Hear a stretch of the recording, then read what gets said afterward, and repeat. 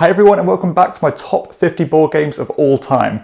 Now we're really getting into the best of the best now with my top 20. So let's get started with number 20. So at number 20 I have a very small increase for the Castles of Burgundy. Now this is Stefan Feld's most iconic and popular game, and rightly so in my opinion. It's a dice-driven tile placement game, as you are using dice to accumulate tiles from a main board and then use more dice to put them on your personal board, getting lots of points in different ways, lots of combinations and synergies. It's a game that's surprisingly accessible, yet has the strategy and deepness or depth to satisfy more experienced gamers. And I think Burgundy is such a great gateway into the world of Stefan Feld, because it has a lot of his famous tropes, the point salads and the clever mitigation, but still, as I said, being very easy to understand. And this one's I've had in my collection for years and years and years, and it still holds up extremely well, even increasing this year. So yeah, that just shows that this one can just weather the storm and just holds up extremely well. So this one is the more traditional version, but I think last year there was a 10th year anniversary or 20th anniversary edition. I think that wasn't for the game, that was for the company Alea. And that one comes with all the expansion and stuff, and I think it's a bit more attractive than this one. But this one is very affordable and just a great game to introduce you to not only Stefan Feld games, but Euro games as a whole, I think, and a lot of fun. Works also extremely well at 2 players. At number 19 was last year's number 14, is another tile placement game, and this one's a monster of a game. This is Glenmoore 2 Chronicles. This one is a time track game and a tile placement game. As you are going around this track, never being able to go as far as you want forward, but never go back on yourself, and taking the tiles you want in order to build to your own little moor. And when you place these tiles, you activate all the other tiles around them, which is so cool. And additionally, you have to be careful about actually moving your little workers around your little map, because you can only build in certain areas, depending on them. You have this kind of central river that goes around the centre of the board that you've got to be careful of, because only certain tiles can be placed adding on to those. And it's just a really cool way, and a way to gather the tiles. And also there is a sideboard as well, where you can increase your engine and do certain things that other players can't. And yeah, it just works very, very well.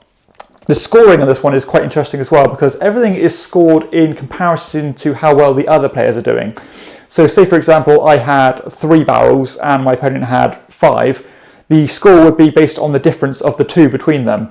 And that's pretty much how all the different methods work in this one. So you've got to be careful not to let your opponents run away of a certain scoring criteria, which is really cool. And at the end of the game as well, you're also rewarded for being as tight and concise as you can, because the person with the most tiles on their map actually scores negative points for each one above the other players, or the person with the least. So I really do like that, and it's just a great tile placement game. And the Chronicles version of it is cool and injects loads of life, because it has lots of different modules you can add in to just add more complexity and stuff into it, and you can add as many or as few as those as you like. So one of the best tile placement games out there, that is Glenmoore 2 Chronicles. At number 18, I have a new entry with Puerto Rico. Now this is one of the almost one of the Mount Rushmore board games, or Euro board games at least, in board gaming history. I actually only had an opportunity to play it for the first time this year, hence why it's a new entry. But after playing this one, it's so easy to see how this game is so highly regarded, because I love the player interaction in this one, and it's not the kind of interaction where you where you end up smashing each other's things and stuff like that. But this one is so cool because it's a role selection game, but whenever you choose a role, you get not only you get the power from that role, everybody else does as well. The only thing that is that the person who selects it gets a slightly better or improved version of that power. And the importance of using those powers is paramount, because it can end up benefiting other players more than it can you at times. And so you can't help but be vigilant and keeping an eye on what other players' state of play is, because you can just play right into their hands and help them big time. It's a game about obviously the colonization of Puerto Rico. You are building all these crops and plantations and then shipping them off for profit, basically, and points. It's so good. You can go all these different routes to get your points, build all these different buildings in order to do lots of cool things and score points in different ways. Just a fantastic, amazing game with, as I said, the most subtle and nuanced player interaction out there. This one is Puerto Rico, an absolute classic. Next up, at number 17, which was last year's number 15, Trois. Trois is a dice-driven Euro, as you are rolling a bunch of dice and using those dice to take different actions. But the cool thing about this game is that you can actually use other players' dice without their permission, but having to pay them to do so. And you are using those dice to kind of collect different abilities to be able to use. And then you can synergize those abilities together based on kind of how many times your dice values divide into the cost of those actions, which is quite a difficult way to explain. But also there is a cool kind of communal threat in the game as these different things attack the walls of Trois, and you've got to work together to try and fend them off, getting area kind of control points in the process. Lots of mitigation in this one, as you can use influence to re-roll your dice or to flip them over. But I think one of the things I really love about this game is not only the way the different cards synergize with each other, but also the pure amount of cards that there are in the game. There's so much variability, because I think game to game you only use 9 cards, 3 of each different kind of sector, but there is so much options to change that. No game is going to be exactly the same. Lots of things to weigh up. Extremely tight, can be a bit of a brain burner, because I suppose in the essence of it is quite a mechanical, quite a number crunching game, but nonetheless it's a lot of fun and a great interactive Euro game, where it can seem punishing at times because, without your permission, you can have your dice that you really needed snatched from under your wings, and you've got nothing you can do about it. But, additionally, you do get money to compensate for that. I'd also highly recommend the expansion for this one, because it not only does it add a lot more variability, it also adds this track that goes around the board, where it can give you additional abilities, and also gives you a purple dice which other players can't steal, which can be quite important. So that's Trois, another great game. So at number 16, I think this is the only game that stayed at number 16, so exactly the same as last year. This one is Istanbul. Istanbul has really been a bit of a grower for me. At first I could certainly see the appeal of it. Very pleasant, simple, almost like a point-to-point movement game or a pick-up and delivery game as you're traveling around this modular map of Istanbul, collecting resources, collecting money, and trading them in for rubies. And it's a race game, essentially, as you are racing to get either 5 or 6 rubies, depending on the player count. But this one it's just held up so well for me. I mean, the more I play it, the more I do enjoy this one. It's just so well put together, and I think Rudiger Dawn is just a really great designer, and I really do appreciate his games. But this one, especially with the injection of the additional expansions, as you can see, I've got the big box version here, which comes with the 2 additional expansions. They just amp up the complexity just a bit, make the map a bit bigger, to give you more options. And because the map is so modular, every game is going to be different. You're going to have to plan your routes carefully, because you have a stack of merchants, and when you go from point to point, you actually drop one off, meaning that when you run out of those merchants, you can't go anywhere else, and you have to backtrack on yourself. And that can be really satisfying when you do have a nice efficient route that you've made yourself to get those rubies as quickly as you can. And the real race tension is extremely fun as well, because it does normally come down to very tight margins about who wins and who doesn't win this game. But so much fun. And if you like a racing game and you like pick and deliver, but still like all those kind of Euro mechanisms, then Istanbul is a great game to check out. At number 15, I have last year's number 12 with, if we can find it here, we have Teotihuacan, City of Gods. This one is another dice-driven Euro by Daniele Tascini. This one is based on this rondel of actions, and you're using dice to travel, I think it's 1 or 2 spots on the board in a clockwise order, but you can kind of line up your dice to increase the power of those actions you're taking. And whenever you do take them, you also upgrade your dice, and the more kind of, by kind of increasing their pip value, but when it goes from 5 to 6, they actually die or ascend.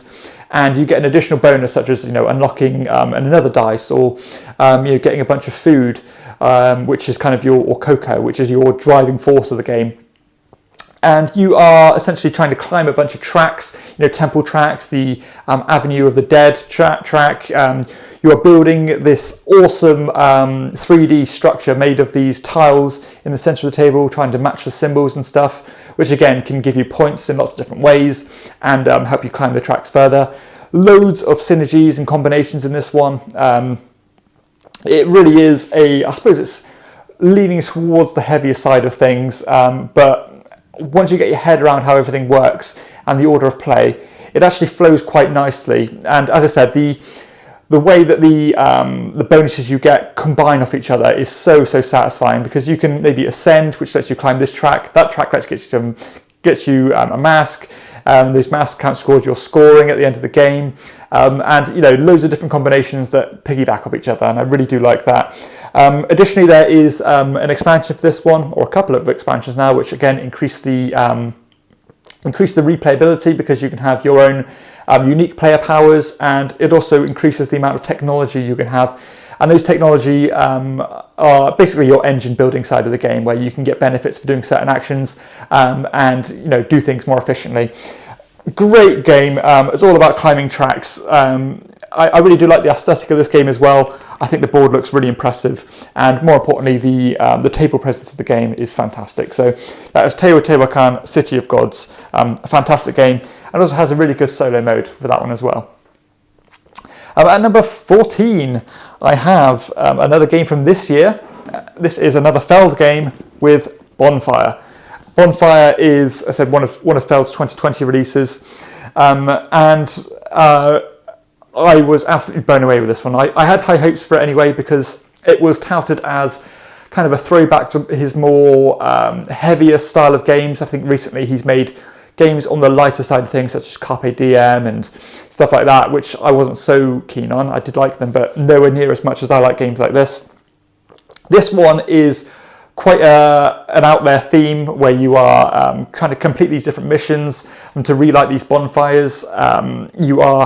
You have these really cool player boards, individual player boards, where you are building this kind of path where you're putting these spirits up and down. It has a real kind of tactile nature how everything comes together, but it really is a point salad style game, but with an interesting engine, or an interesting user interface that goes into it, because you're placing these strips of actions onto your player board, and you're trying to line up those actions to compound the strength of those actions, and to give you tokens to do things. It really is a game where you have to kind of line your moves up carefully, and it's a game about time management as well, because biting more than you can chew can be quite a hindrance to this one, because you can go for very ambitious missions which you just can't get done in time. I absolutely love this one. It's so much fun, and if you like Feld's heavier side of things, then this one is no doubt going to be a big hit for you. And I absolutely adore it. That is Bonfire. At number 13, I have another new entry and another Stefan Feld game. This is the Oracle of Delphi. This one is a pure race game, as you are traveling around this modular board overseas, trying to slay monsters, trying to collect statues and take them to temples, trying to, or you can increase your engine or increase your powers by being able to do certain things. It is just a really cool game, and if you, the way the game plays, all the mechanisms are very similar to the Castles of Burgundy, because it's all dice driven, and you have so much manipulation of those dice. And you're using those dice to either kind of travel from spot to spot. You're using the colours to pick things up and put them down. You have a capacity of your boat, which you've got to be careful of. And additionally, at the same time, you are using those dice to or climb up this track to give you these godlike powers, which can help you teleport around the board or help you slay monsters without having to actually roll to fight them and stuff like that. So there is so much going on in this game, but the fact that it's a race game makes it so interesting and tense. I love the manipulation of the dice. I love the planning of the routes you're going to take. Being careful that other players don't snatch those spots before you, because they can throw you completely off track and have to divert your routes and kind of reanalyze what you're going to do throughout the game. But I love this one. I was so impressed by it. And yeah, it's just fantastic. And I think it's very much one of his underrated games, because you don't really hear a lot of people talk about this one, but I have no idea why, because it is brilliant. At number 12, I have another new entry, and believe it or not, another Stefan Feld game. So as you can probably tell, Stefan Feld is probably one of my favourite designers, if not my favourite designer at this point.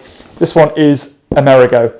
Now, undoubtedly, as you can tell by this list, I love Stefan Feld games anyway, but this one I think has the biggest fun factor of any of his games, and not only because of the gimmick, if you wish to call it that, the cube tower, because everything in this game is dictated by this cube tower, where you're placing cubes into this almost kaleidoscope, I don't know what to call it, tunnel with different holes and stuff in, which dictates the actions that you can take when they come out the bottom.